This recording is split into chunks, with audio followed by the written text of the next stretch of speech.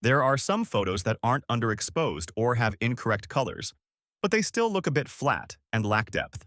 In this video, I'll share 5 simple Photoshop techniques to make your photos look cleaner, deeper, and more three-dimensional.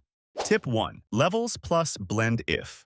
First, create a levels adjustment layer. If you look at the histogram, you'll notice that this image has almost no data in the shadow area. This makes the photo look a bit flat and lacking in depth. First, drag the black point to the right until the shadows start to appear. Then, adjust the white point and midtone to balance the overall brightness of the image. At this point, the contrast looks much better. However, the effect is a little too strong, especially in the highlights. Now, open blending options.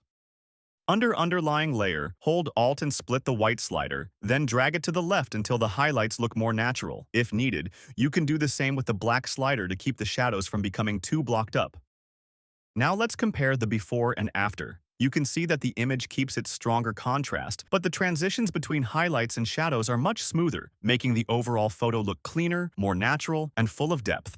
Tip 2. Hue/saturation plus soft light.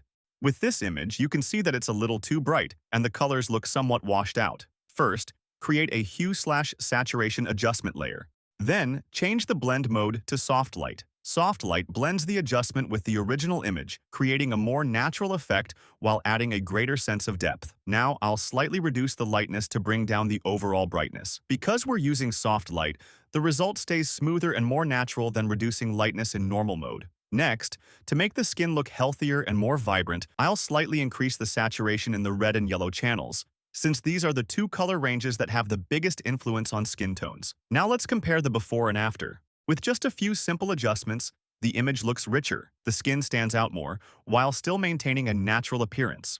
Tip 3. Curves auto options. With photos that look a little flat or have a color cast, many people use Ctrl-Shift-L to quickly boost the contrast. But Photoshop actually offers a more flexible way to do the same thing. First, create a curves adjustment layer. Hold Alt and click Auto. Photoshop will open the Auto Color Correction Options dialog. Here, choose Enhance per Channel Contrast. The result will be very similar to pressing Ctrl-Shift-L, but this time, you'll have more options to fine-tune the result. If the image has a color cast, you can enable Snap Neutral Midtones to let Photoshop automatically neutralize the midtone colors. Or, open Target Colors and Clipping, and adjust the midtone color to add a subtle color tint of your choice. After clicking OK.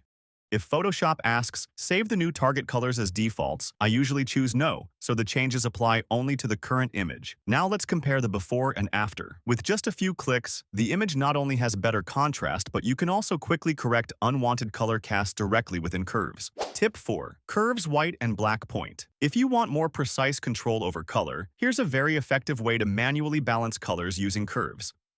First, select the white point eyedropper. Then click on an area that should be pure white. Next, select the black point eyedropper and click on the darkest area of the image. The important part is choosing the correct white and black reference points. If you pick the wrong areas, the colors of the entire image can shift. Photoshop will use these 2 sample points to automatically adjust the red, green, and blue channels, helping balance the colors across the entire image. Once the color balance is done, you can still fine-tune the curves to increase or decrease the contrast however you like.